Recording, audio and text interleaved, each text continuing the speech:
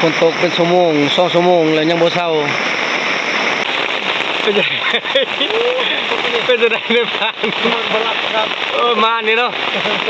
มานพ่นเลยโอ้ยนอนบ่ได้เลยแต่ละคนนี่ตกแห้งนี่เนาะบ่เป็น2-3 ชั่วโมงแล้วบ่จักเนาะ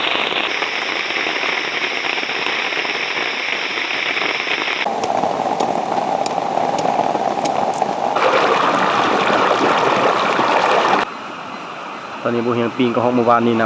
ำเมื่อวานนี้บุเฮงได้ก็ห้อง2มาพังได้2แล้วก็พอดีบุเฮงได้ก็แต่2กับนก1เป็น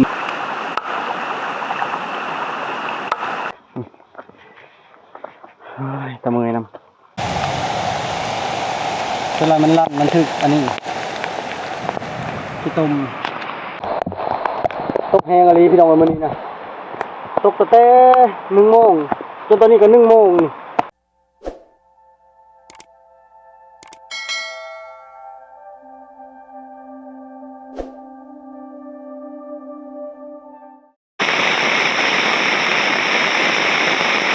ฝนตกเป็นชั่วโมง2 ชั่วโมงแล้วยังบ่เศร้าโอ้ตกแห้งอะไรเดี๋ยวจะนำกลับมาเลยนำห้วยนี่ตกแห้งครับอะไรเนี่ย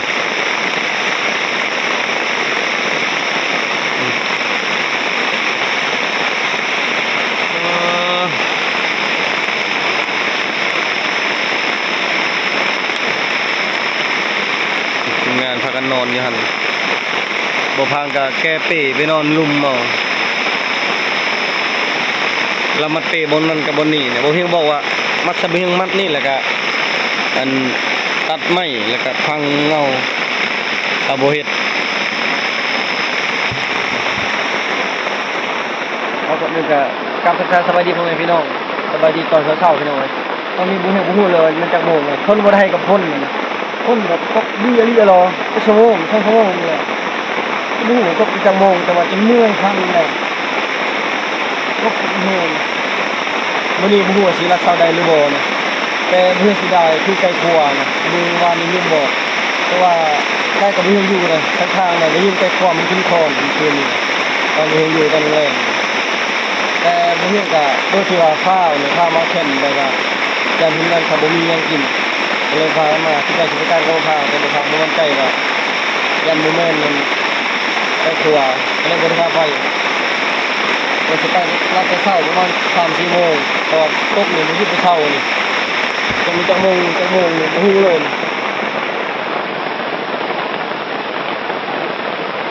อ๋อตอนนี้2 โมง2:47มันตกน่าจะตกแต่ประมาณ12 โมงปลายๆนี่ตามเมือง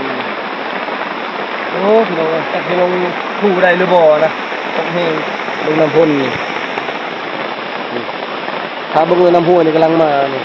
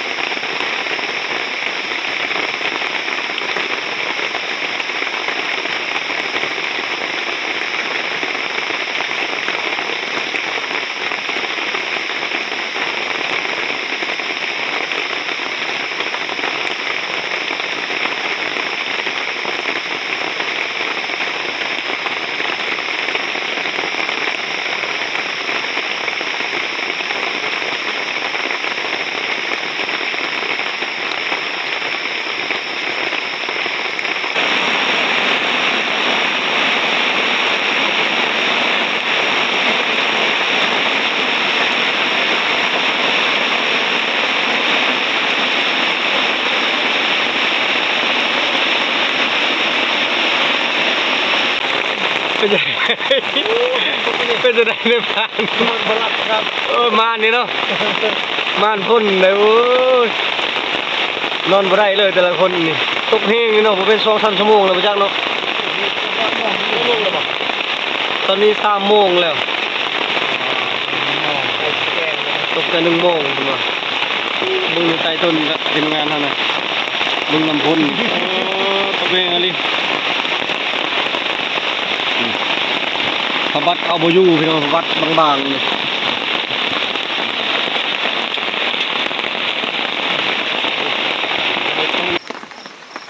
งเลยได้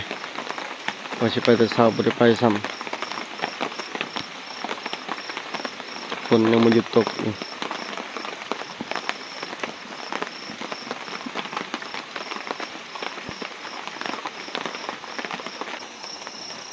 นอนเปียกพี่น้องมันต้องเห็นเล็กนี่เอาบ่อยู่ไหลใส่จากๆอยู่ทางนี้ใครแน่ส่วนทางนี้นี่บ่อยู่เดี๋ยวว่าสิอยู่ใส่เล็กข้างในเกาะ2อันเปียกเบิดก็เลยเอาผ้าและปูก็ยังเปียกยังซึมคือเก่าแต่บ่เฮ็ดไหนต้นทีมงานพุ่นพากันบ่หลับบ่นอนเมื่อคืนฝนตกแต่1 โมงน่าจะประมาณนั้นแหละจนฮอดตอนนี้5 โมงปลายแล้วบ่เตรียมไปละเช้ากันแล้วสิได้เอาเท่านั้นจักสิได้หรือบ่นี่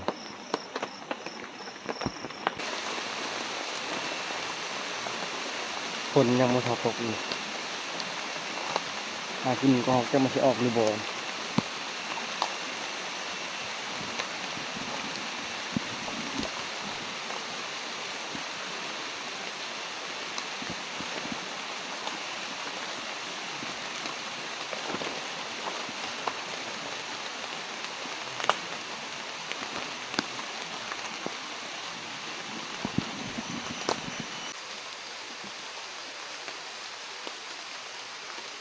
คันฝนเช้านี่คักคือกันแบบนี้นะ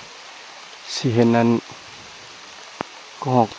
กระโดดก็หอกไก่ตามงาใหม่นะอันนี้ฝนตกมันบ่อยากเห็นแล้วก็หอกมันก็บ่อยากออกลายปานใด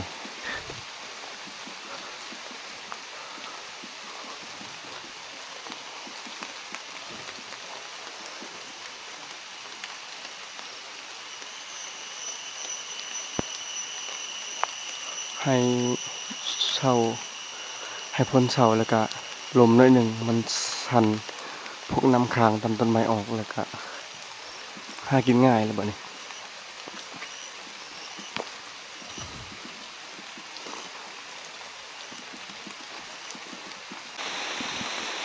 กุ้งก่อนกุ้งนึงวันนี้นะกระแตเขาประมาณ3-4 โตวแล้วก็กุ้งนั้นก็หอกเขาหลายโตวอยู่ฝนแห้งขึ้นนี่แบบนี้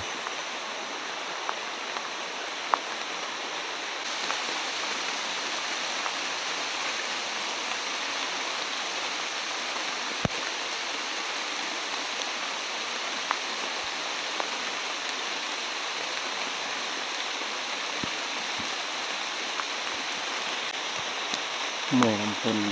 นยังบ่หยุดบ่เศร้าหอกมันก็บ่ให้กินปานใดคนมันนี่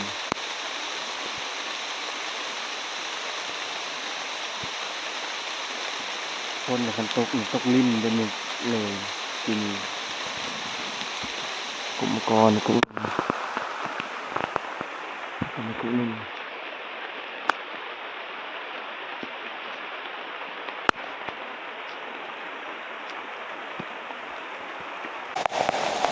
แค่เขาเจ้านี่มาเอาทรายนี่ตำเอาทรายนี่ลั่นเลยนะทรายตัวนี้แค่ตัวนี้อันนี้3 เซนอันนี้ก็3 เซนคือกันแค่3 เซนอีกตรงมันโอ้ตัวนี้ฝนตกแห้งขึ้นนี่น่าจะได้กลับที่พักแล้วบัดนี้ไปต่อบ่ได้เลยซับมันบ่ออกอะนะพี่น้องเอ้ยหากินลำบากอีกแบบนี้นะเมื่อวานนี่นะเท่านี้แหละไก่ขัวขึ้นพุ่งประมาณ2 บาทนะคิดว่าสิชวนมาฟังไปการสุดท้ายเราว่าบ่อยากไปก็เลยว่าปะคือว่าสิมาแต่เช้านี่ฝนตกสิได้ถอยแล้วบัดนี้สิได้ดีกว่าวันนี้จนมือจนค่ำแถวๆนี้มันเตรียมเข้าตอนเช้าโอ้ไปทางใดก็บ่ได้ลำบากมันโคตรโผนี่ฝนตกนี่นะ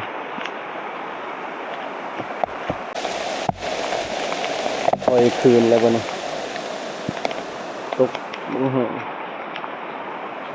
ทีมงานเฮาบ่มีไผเอาแต่แคมป์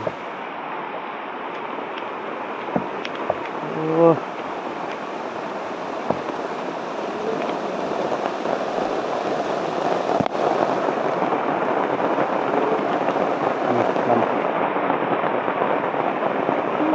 คนคิดว่าคนเอิญแล้วออกไป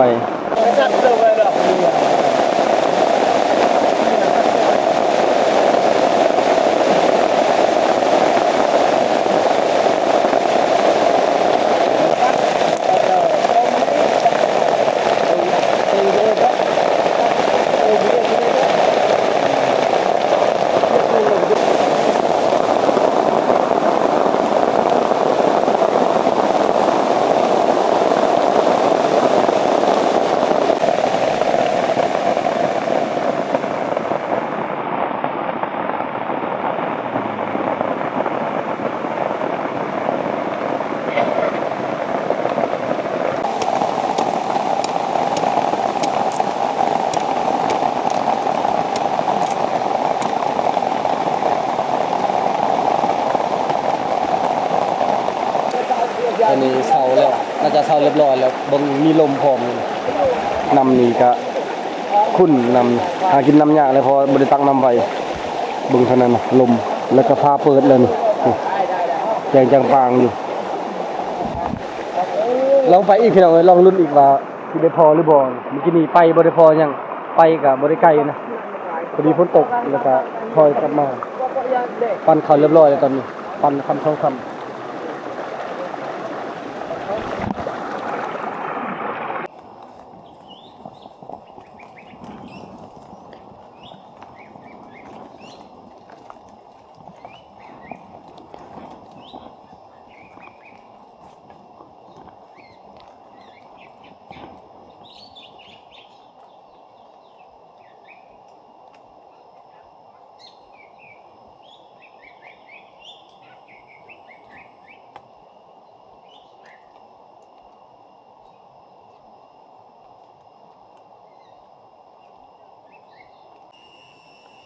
ตอนนี้โบเฮียงขึ้นมาเกือบหมดบนนอนกระบอกขานะเข้าไปในนอนหนึ่งกับบนนอนเมื่อวานนี่ขึ้นมาบนกุกนี่กุกไม้เท่านี้นะ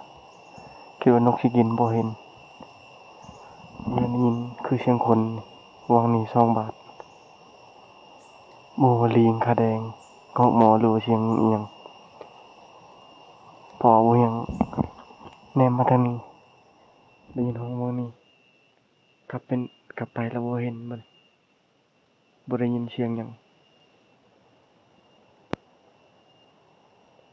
อยู่ถึงเริ่มมีลมแล้วตอนนี้พ้นเช้าแล้ว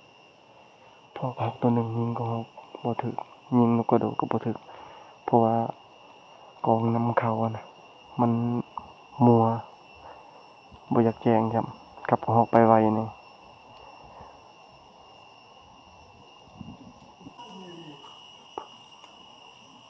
มาพอเจ้าของแหวเพิ่นเฮ็ดแหวอยู่นี่นะเพิ่นว่า60 ลังเพิ่นเฮ็ดแหวไว้ตอนเมื่อกี้นี้บ่เฮ็ดว่าเสียงนะมันเสียงลิงเพราะว่าเพิ่นมาเพิ่นเว้าแล้วก็ลิงแล่นไปทางพุ่นอันนี้นะ2พ่อลูกเพิ่นมายามแหวเพิ่นว่าเฮ็ดแหวไว้ละ60 ลังแต่บ่ถึกพุ่นน่ะแหวเพิ่นเฮ็ดแบบว่าเฮ็ดหลักอะไรนะบ่ได้เฮ็ดคือเฮาแบบเป็นแถวเลยบ่มานเพิ่นน่ะบ่เฮียงก็ลงไปตักพุ่นละ หากได้ยิง2 บาทแต่บ่ได้จักโตกลับไปว่าสิแวยามแฮวหาหน่อไม้เพราะว่า แฮวเฮามัน2 คืนแล้ว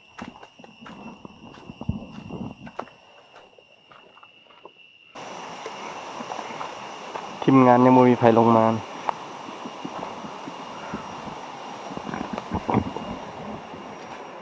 2 เทื่อออกแคมป์2 เทื่อเข้าแคมป์ก็ยังบ่ได้พอแต่ก็ฮอกตัวหนึ่งกับนกตัวหนึ่งมันบ่ออกทีมงานเฮาก็ได้ยินแต่2 ลูกแต่ยิงบ่มันมีแต่เก็บเครื่องแล้วก็มากลับบ้านยังสิแวยามแฮวอีก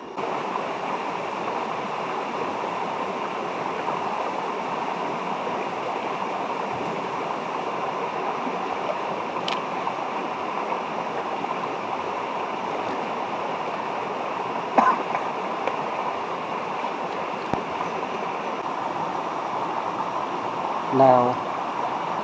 ฝนตกแต่คืนนี้ตอนนี้น่าจะประมาณ10 โมงแล้ว บ่เฮียก็บอกห่างว่า10โมงนี่แม่นให้กลับบอนกินข้าวกินน้ำแล้วก็กลับเพราะว่าเฮายังสิยามแห้วนะขึ้นลงก็ประมาณ2ชั่วโมงพุ่นแหละ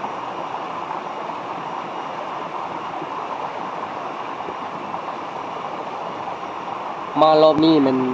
นอน3คืนคืนละบอน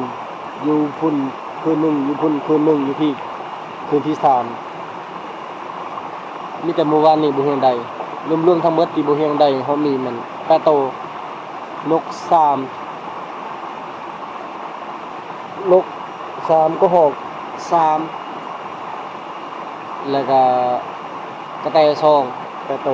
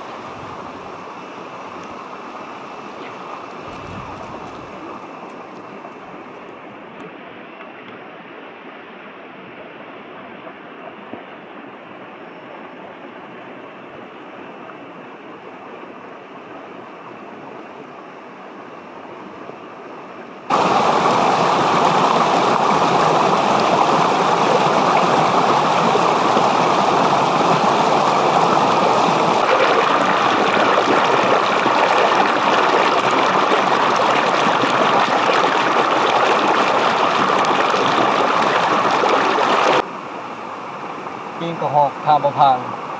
ส่วนทีมงานอยู่เพิ่นว่าจะกลับบ่าย3พุ่นบ่าย2บ่าย3เฮาคือสิบ่ท่าแหละถ้าบ่พังมาแล้วก็ฮอกซุกนี่ก็กินข้าวแล้วก็กลับก่อนเพราะเฮายังมีภาระก็คือต้องไปขึ้นไปยามแฮวแล้วก็หาหน่อไม้นะก็เบิ่งตามสถานการณ์ลมมันลงไปพรพุ่นมันช่วงนี้อากาศมันก็แปรปรวนคืนแรงวันนี่นะโอ้ลมแห้ง ก็หากินบ่มานนี่ก็หอกบ่ถึกกล้องถึกน้ำพ่นมั่ว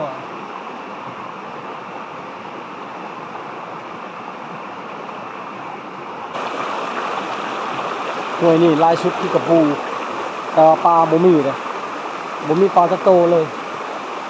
กระปูนี่ลายกระปูนี่กบนี่ก็เห็นอยู่กบนี่แต่บ่ลายเท่ากระปูลายคักอะไรได้หลักๆคือตอนค่ำๆคือเมื่อคืนนี่นะเห็นรถเท่านี้นะ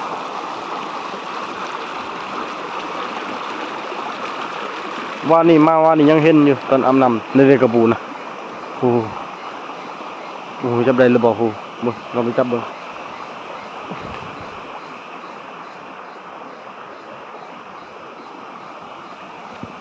นี่ดิเลยมือเหยียบเอากระปูขาย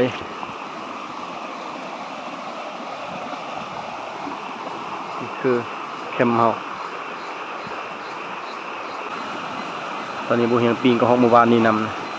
เมื่อวานนี้บุเฮงได้ก็ฮอก2มาพังได้2แล้วก็พอดีบุเฮงได้ก็แต่2กับนก1เป็น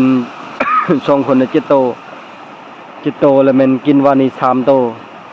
เขาเอาของเฮา3 โตของเขา2 โตกินวานี้นะ5 โตแล้วยังเหลือตอนนี้4 โตของเฮานะสิเอามือเพราะฮอกตัว1นั้นเขาสิกินนี่แต่นกตัว1กับกระต่าย2 โตนะปีงมากินอยู่บ้านมือประมาณกันตัวนี้แหละพี่น้องไว้แต่ว่าก็พอได้เอามืออยู่พอนี้นะก็ฮอกเมื่อวานนี้ก็ฮอกมื้อซืนนี้เขากินกับบ่พางทั้งเบิดมีแต่ก็ฮอกบ่เห็นได้ตัว1กับไก่ป่าตัว1แล้วก็ฮอกวันนี้3 โต ก็เอามือมาเลย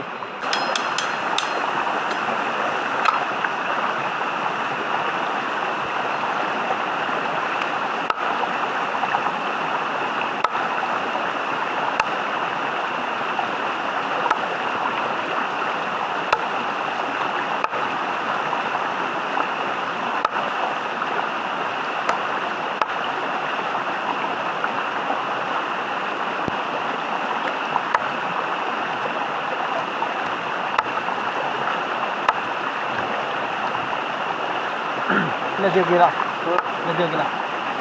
từ đầu họ tao đầu nhưng em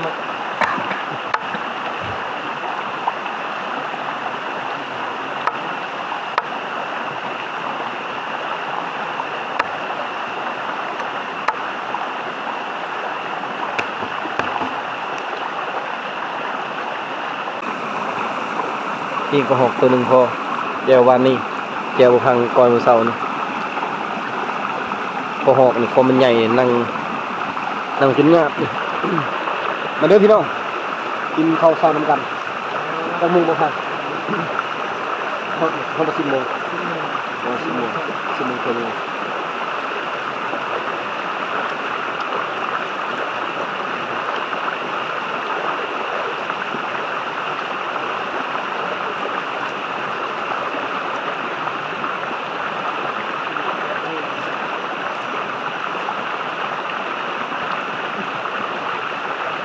จนหนาวคนตกอีกนะ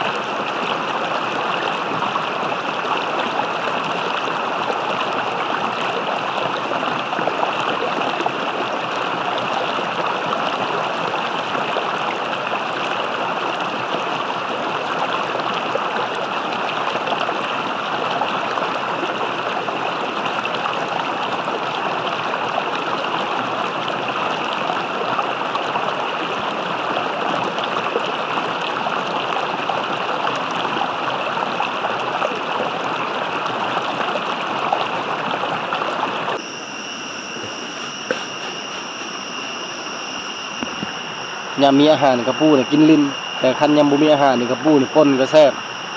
ป่นหรือว่าปิ้งกินละลาไปนี่ก็แซ่บแต่ว่าบ่เฮียงนี่มักกระปูนี่คือนึ่งนะนึ่งเลยมันจะบ่ติดกระดองบ่ติดอีหยังกามมันนี่ก็กินง่ายคันเฮาปิ้งแหละติดหรือว่าเผามันจะติดกระดองติดหยังนี่กินซีนมันบ่ลายตอนขึ้นมาเครื่องลายตอนลงมาก็ลงไปก็ลายคือเก่านี่กระเป๋า2แล้ว3กับกระเป๋า3อย่าง4 5อย่างพลังหน่อยเดินทางกลับบ้านนะบัดนี้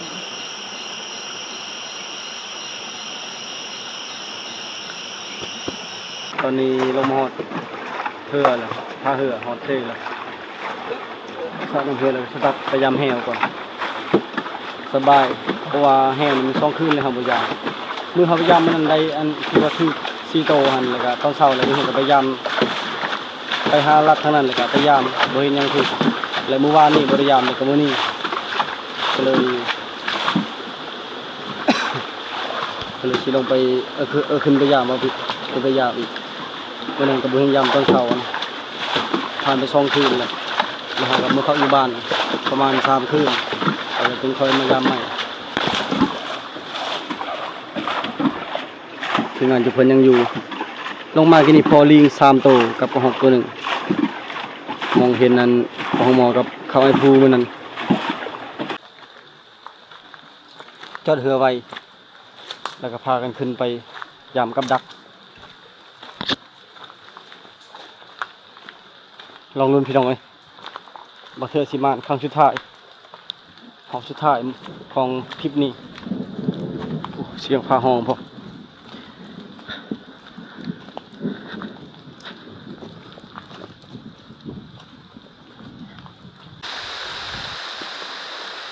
ทนนะแต่ลงมาแต่ผู้เลย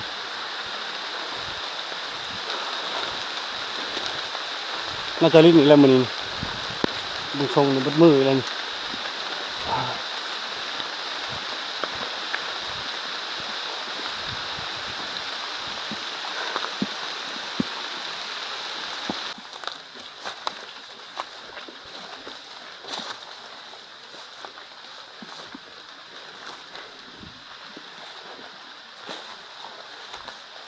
ไปหอนแหวแล้วบัด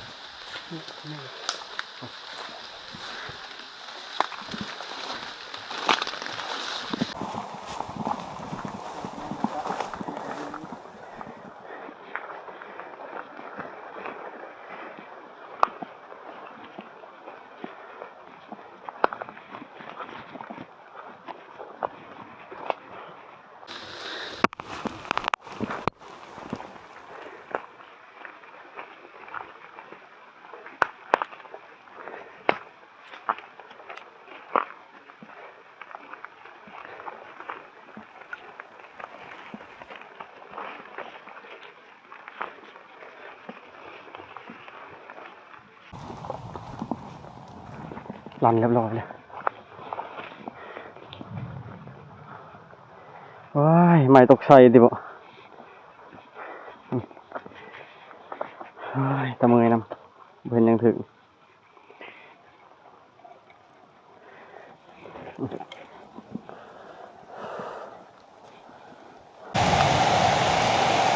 เวลามันลั่นมันถึกอันนี้ที่ต้มที่ดินมันไล่ใส่นี่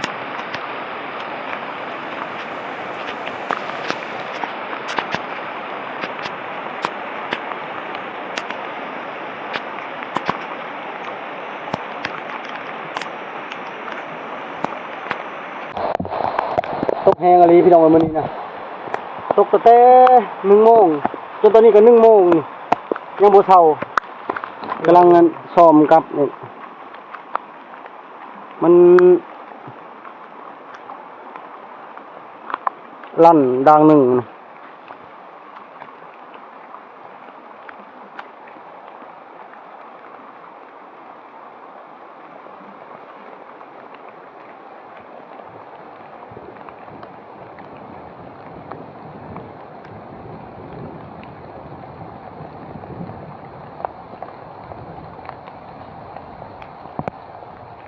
แล้วสุดท้ายนี่ก็บ่วิดหน่อไม้เบิ่งคักเลยโอ้ยามแห้งบ่ถึกคือว่า3เทื่อแล้วแต่ถึกนี่2เทื่อแล้วบ่เฮืองขึ้นมายาม3กับมือมันถึกน่าจะแม่นซากตัวนั้นสลายเบิดแล้วจังมันถึกเพราะเดี๋ยวนี้เฮาเข้ามามันยังแม่นอยู่กึนแห้งเลย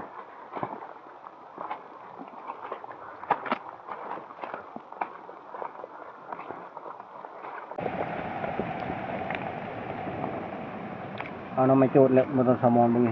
2 3 4 5 6 7 8 9 10 11ก็บ่เห็นเอาทางนั้น 11นอนี่บ่มีหยังก็เอาน้ำไม้มาพักมาตอนให้ครอบครัวพี่น้อง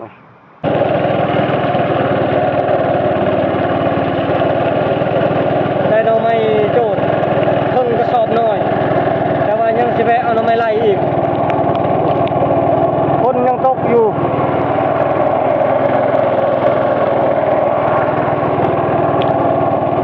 น้ำนี่มันคุณคักอะไร